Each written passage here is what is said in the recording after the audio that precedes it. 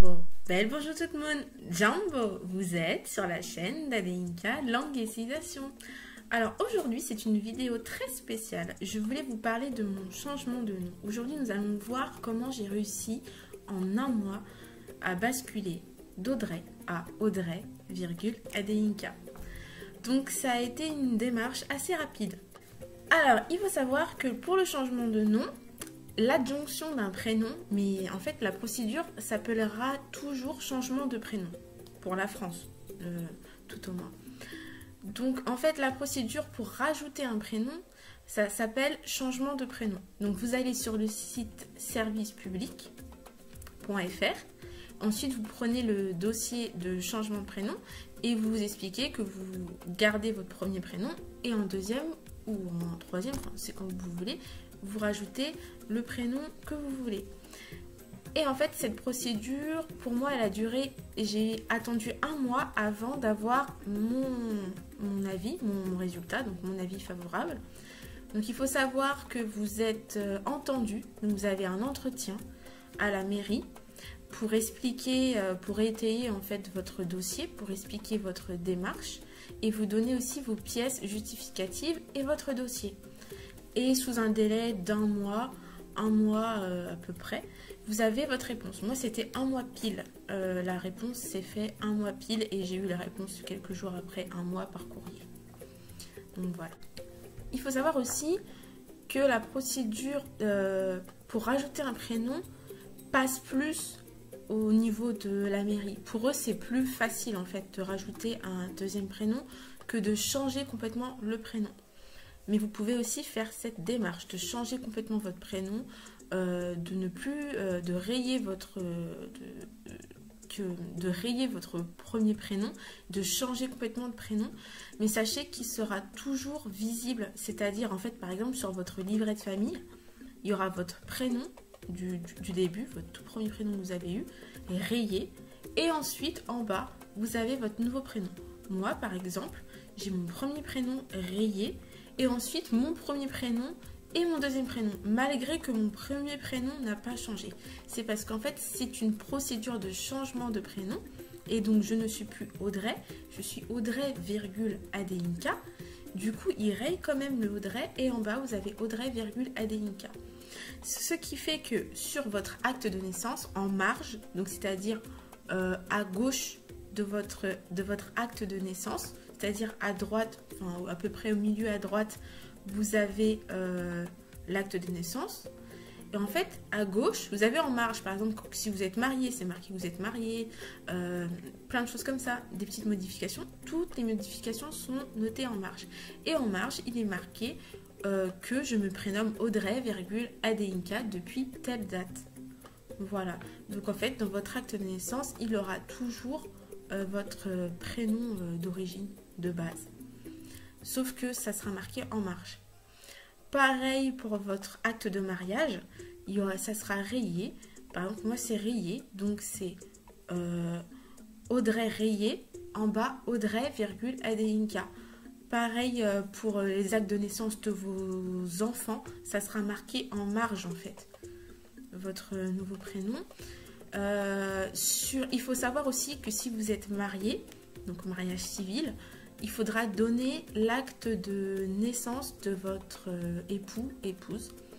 Et donc du coup, sur son acte de naissance, il y aura en marge que cette personne s'est mariée avec un tel qui maintenant se prénomme, voilà, le nouveau prénom.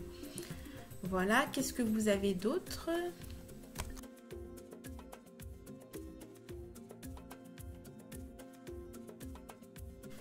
Donc pour le changement de prénom, il faut avoir un intérêt légitime. Donc je me suis basée sur un texte en fait, une circulaire où on voit tous les motifs qui sont passés, qui ont été validés, les motifs qui n'ont pas été validés, qui sont systématiquement refusés. En fait, ça va vous aider. Et donc moi j'ai choisi 2 motifs. J'ai combiné pour être sûre en fait que ça soit validé. C'est-à-dire que j'ai choisi usage prolongé d'un nom, donc en disant que j'ai utilisé de façon prolongée le prénom Adeinka.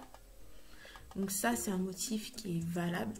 C'est-à-dire, en fait, vous pouvez faire une lettre, vos parents, donc vos parents peuvent faire une lettre en disant que vous avez utilisé de façon prolongée ce nom.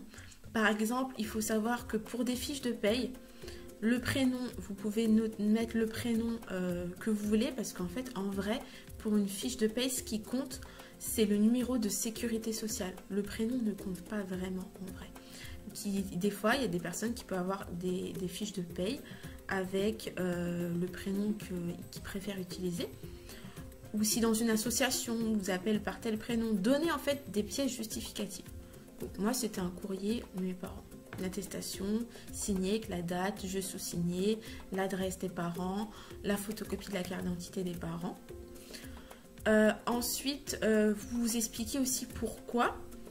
Donc, vous dites que dans le cercle privé ou cercle privé et public, on vous appelle comme ça.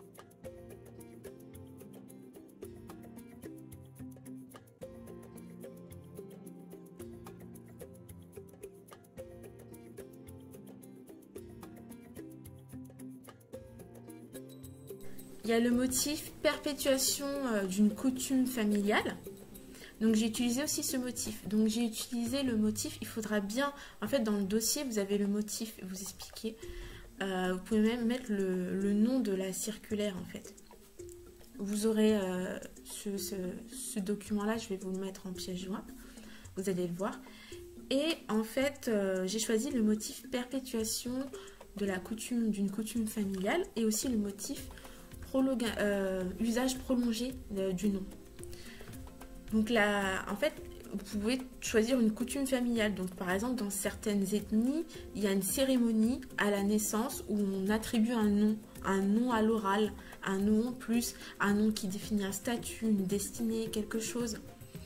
Ou voilà, en fait, par exemple, aux Antilles, les personnes ont souvent un nom à l'oral, mais qui n'est pas forcément écrit sur l'acte de naissance. Et il s'avère que même des fois, aux enterrements, on découvre les prénoms, les vrais prénoms, en fait, entre guillemets, les prénoms inscrits sur leur état civil, on le découvre le jour de l'enterrement. Parce qu'en fait, ces personnes ont toujours eu l'habitude d'utiliser leur prénom oral. Donc voilà, il peut y avoir ça comme coutume. Un deuxième prénom, mais surtout ne pas dire pour un motif religieux, parce que ça ne passera pas. Donc il faut que ça soit une coutume familiale, quelque chose de bien ancré, une coutume qui a un nom, avec une cérémonie, un cadre, si possible des photos de la cérémonie. Mais il ne faut pas qu'il y ait un caractère religieux, il ne faut pas avoir ça.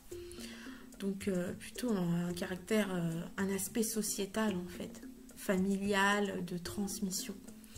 L'usage prolongé du nom, dire qu'on a toujours eu l'habitude de vous appeler comme ça, expliquer la signification du nom, toute l'histoire de votre démarche. Donc voilà. Pour la petite histoire, Adeyinka, ça veut dire entouré, protégé par la couronne, donc par la royauté. Et il faut savoir que quand j'ai fait des recherches dans mon arbre généalogique, je me suis rendu compte qu'il y avait pas mal de personnes avec le prénom Adé. Le prénom. Pas vraiment le prénom, mais le préfixe Adé. C'est-à-dire que, par exemple, il y avait Adéwanké, Adétokunbo, Adéyemi, voilà, des prénoms comme ça à chaque fois. Et en fait, ce sont des personnes qui sont d'ascendance royale, ou qui ont un lien, justement, voilà, un lien avec la royauté. Et donc, du coup, je suis rentrée en contact avec les personnes. Grâce au test ADN que j'ai effectué aux recherches, j'ai pu rentrer en contact avec des personnes, des cousins éloignés qui sont au Nigeria, et qui m'ont dit qu'effectivement, si nous partageons le même ADN, ce qui est attesté, prouvé grâce au test ADN, ça veut dire que je peux prétendre à avoir un prénom qui commence par AD. Et en fait, pour la petite histoire, c'est assez marrant parce que le prénom que j'ai choisi, Adeyinka, la personne que j'ai eue, que je suis rentrée en contact avec elle, en fait, son arrière-grand-père s'appelait Adeyinka, parce qu'Adeyinka, c'est un prénom mixte. Et du coup, elle a dit que ce n'est pas anodin que j'ai choisi ce prénom parce qu'il était dans ma lignée en fait. Donc voilà, il faut toujours écouter son instinct car nous sommes connectés en fait à nos ancêtres, connectés à notre moi profond et toujours suivre son instinct, aller vers le prénom qui nous appelle en fait. Donc voilà, donc c'est un prénom d'origine Yoruba et il faut savoir que chez les Yoruba, il y a une cérémonie pour le prénom qui est très importante. Il y a plusieurs catégories de prénoms. Par exemple, pour les jumeaux, on donne des prénoms spécifiques pour le premier-né, pour le deuxième-né. Il peut y avoir des prénoms en fonction de plusieurs aspects de la société. Donc c'est très important. Avec un prénom, on peut savoir plein de choses et c'est notre essence. Parce que quand on regarde bien, le prénom, la langue, la nationalité, c'est un peu ce qui nous identifie, ce sont des repères essentiels. Car par exemple, je vais vous donner l'exemple des Antilles. Il faut savoir que si on regarde si une personne antillaise, donc afrodescendante, par exemple de Martinique, regarde son arbre généalogique et qu'elle voit qu'il n'y a que des prénoms français et des noms de famille français, on ne peut pas vraiment savoir qui est noir, qui est blanc sur l'arbre généalogique. Donc à un moment, quand on veut remonter, on est perdu, on ne sait pas qui est qui, on ne connaît pas vraiment les origines. Bon, on peut voir que cette personne est née dans telle ville en Martinique. Si on remonte très loin avant, on peut comprendre que c'est une personne noire. Mais des fois, on n'est pas forcément sûr. Il peut y avoir des béquets en haut, il peut y avoir des personnes métisses, on ne sait pas. Et donc le fait d'avoir un prénom d'origine africaine donne la voix en fait. Donne la voix à vos descendants pour savoir que, ok, grâce au matiniché, donc grâce à la langue dite créole, que vous avez transmis à vos descendants, ils vont comprendre. Grâce à l'histoire, à la culture que vous allez leur léguer, ils vont comprendre qu'ils viennent de Martinique. Mais avec le prénom Adéinka, par exemple, ils vont comprendre que non seulement ils viennent de Martinique, mais que leur arrière-grand-mère, donc moi, a fait des recherches et sait qu'on est principalement originaire de l'ethnie du peuple Yoruba.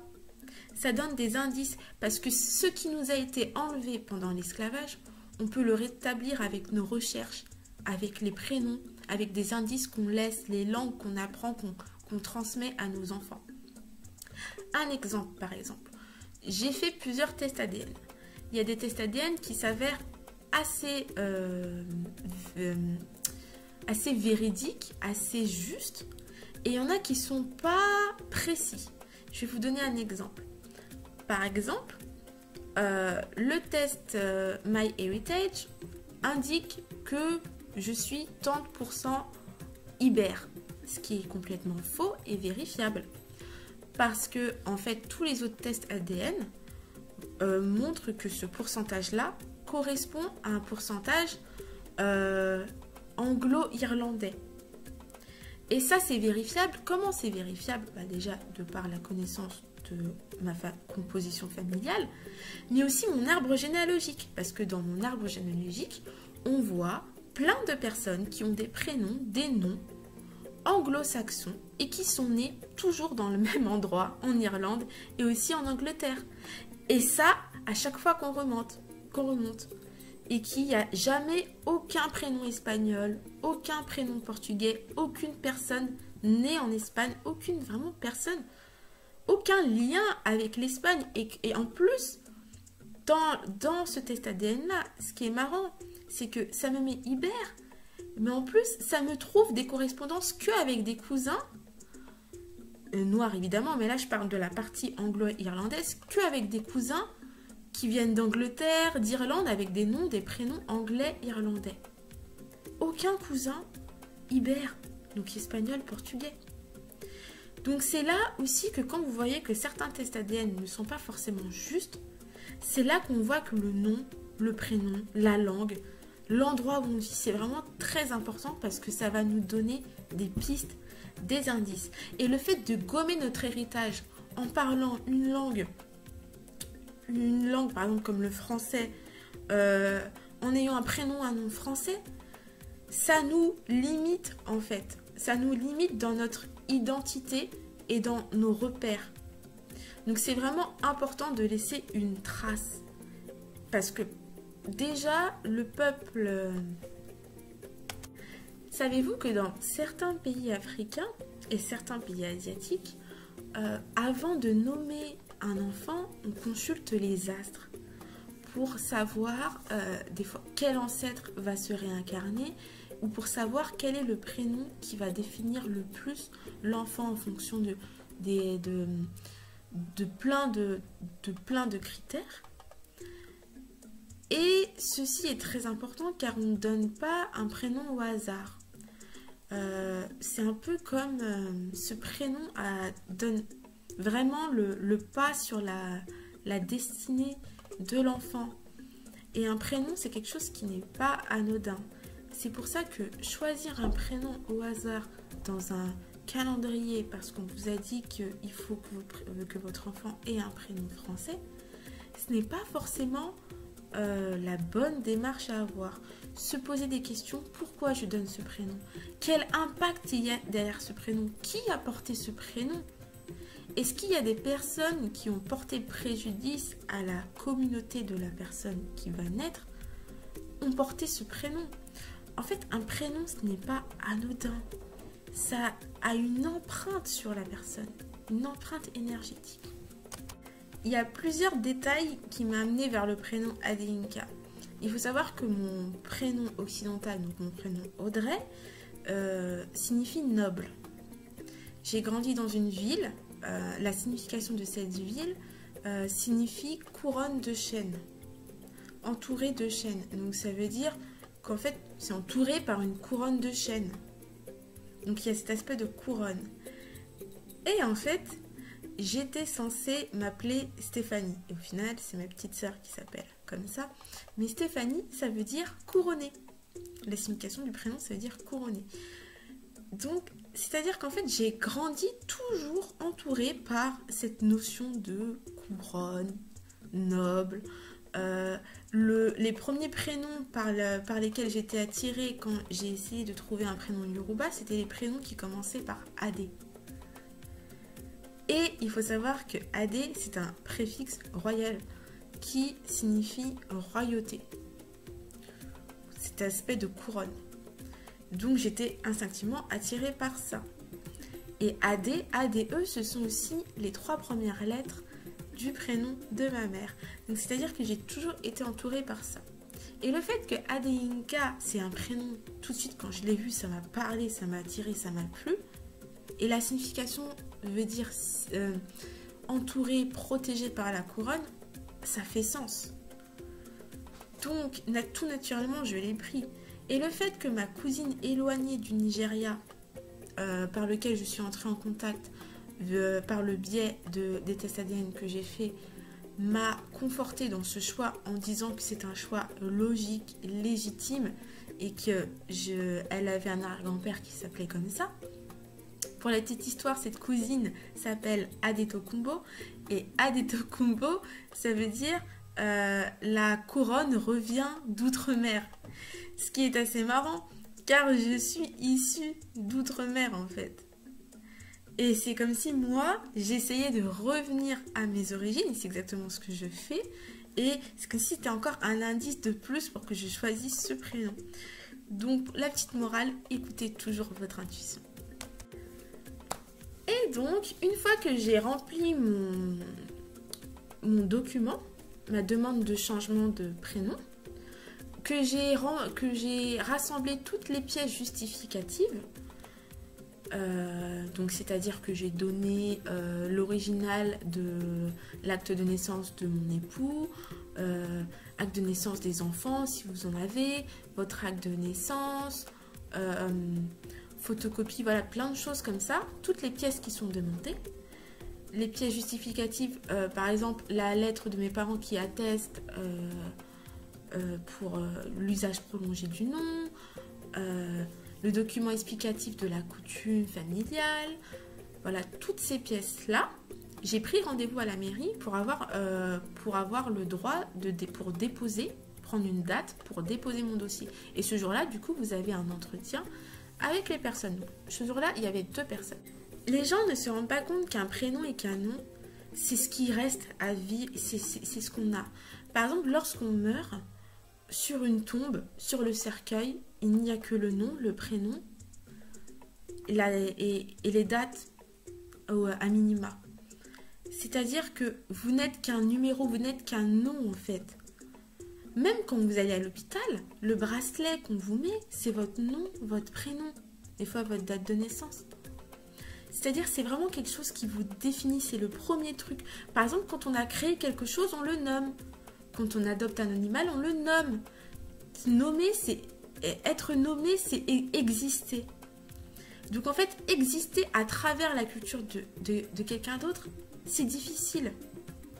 Alors que adopter un prénom de notre essence même, de nos origines, de notre paradigme, de notre ère culturelle, c'est une richesse et ça nous donne une force. Et ce n'est pas la même vibration. C'est vous portez l'héritage de vos ancêtres. Vous portez quelque chose de profond. Vous avez un prénom qui a un sens, qui vous définit et qui a du sens dans votre ère culturelle. Par exemple, il y a des personnes qui utilisent leur prénom africain mais qui ne l'ont pas sur leur papier. Mais une fois qu'ils décèdent sur leur tombe, normalement, légalement, du moins en France, on doit mettre l'identité de la personne. Donc les prénoms et les noms qui sont sur les papiers d'identité. Ça veut dire ce qui reste de vous, ce sont les prénoms qu'il y a sur vos papiers. Vos noms, prénoms vous accompagnent tout au long de votre vie, ainsi que votre langue maternelle et votre nationalité. Donc s'il y a des choses que vous ne pouvez pas changer, comme votre langue maternelle ou votre nationalité, pour les personnes issues de personnes déportées comme les Antillais, vous avez la nationalité française de facto, vous parlez français de facto, vous avez votre langue maternelle, soit martiniquaise, soit guadeloupéenne ou autre. Mais vous avez aussi le français qui est utilisé justement dans les institutions. Et pour pallier à ce manque d'accroche, c'est-à-dire d'accroche identitaire, vous pouvez rajouter un prénom que normalement, s'il n'y avait pas eu cette cassure avec l'esclavage, que normalement, que vous aurez eu de droit, c'est-à-dire le prénom dont vous auriez pu hériter si l'histoire n'avait pas été faite ainsi. Prenons un exemple. Quand vous allez dans un autre peuple, comment vous savez que l'autre peuple ne fait pas partie de votre peuple? Déjà, peut-être parce que physiquement, ils ne partagent pas les mêmes caractéristiques physiques, donc peut-être pas la même couleur, peut-être pas la même taille, la même forme des yeux, les mêmes cheveux. Et aussi parce qu'ils ne parlent pas la même langue que vous et qu'ils n'est pas aussi sur le même territoire. Bon, ça c'est évident, mais imaginons que vous le rencontrez, que quelqu'un d'un autre peuple vient sur votre territoire. Comment vous savez qu'il n'est pas de votre peuple? Parce qu'il ne parle peut-être pas la même langue que vous, il ne vous ressemble peut-être pas, et au niveau du prénom, du nom, vous voyez que ça vient d'ailleurs. Donc là, quelqu'un d'origine africaine, c'est-à-dire un Antillais, donc du coup, qui est afro-descendant, pour savoir d'où il vient en fait, avec un nom et un prénom français, on ne peut pas, bon, sauf si on le voit, mais c'est-à-dire sur le papier, on ne peut pas vraiment savoir tout de suite. Et ça, psychologiquement, c'est très important. C'est-à-dire qu'on est directement... il y a quelque chose qui nous a été coupé. Un héritage qui nous a été coupé. Ça veut dire qu'on va aller sur le continent, c'est-à-dire en Afrique. Et en fait, nos semblables, en fait, ils vont nous reconnaître par le physique, mais il y a plusieurs choses où ils ne vont pas nous reconnaître. La langue, le nom, le prénom. Ça veut dire qu'en fait, il y a eu cette coupure. Et psychologiquement, c'est très dur.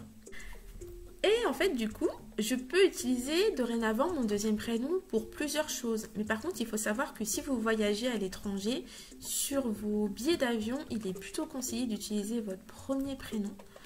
Parce que c'est très important en cas de rapatriement d'urgence pour vous retrouver plus vite, des choses comme ça.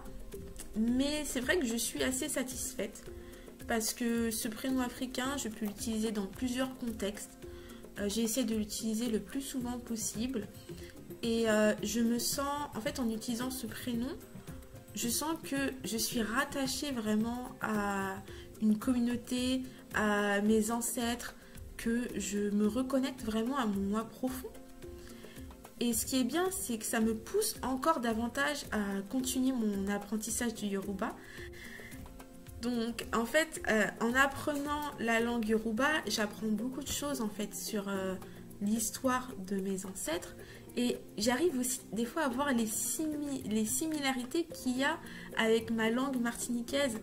C'est-à-dire d'où on a pris tel mot, telles expressions. Parce qu'en fait, la langue martiniquaise vient, c'est un mélange avec plusieurs langues. Elle a une histoire bien particulière. Mais c'est vrai que maintenant, en apprenant le Yoruba, je comprends plusieurs mécanismes. Et apprendre une langue, c'est vraiment important. Parce qu'on comprend le peuple, on comprend la façon de penser du peuple. Avoir un prénom qui nous définit, qui nous décrit, parce qu'en fait, au final, le prénom africain que j'ai choisi, il explique, en fait, il explique de quelle ethnie je suis, qu'est-ce qui me caractérise le plus, de quelle lignée je peux être. En fait, ce prénom, il explique beaucoup de choses. Et rien qu'en disant à un de mes semblables ou à une personne en Afrique que je m'appelle Adeinka, eh ben, ça va lui donner plusieurs informations. Et c'est ça qui est important, c'est ces petites informations qu'on échange inconsciemment avec les personnes.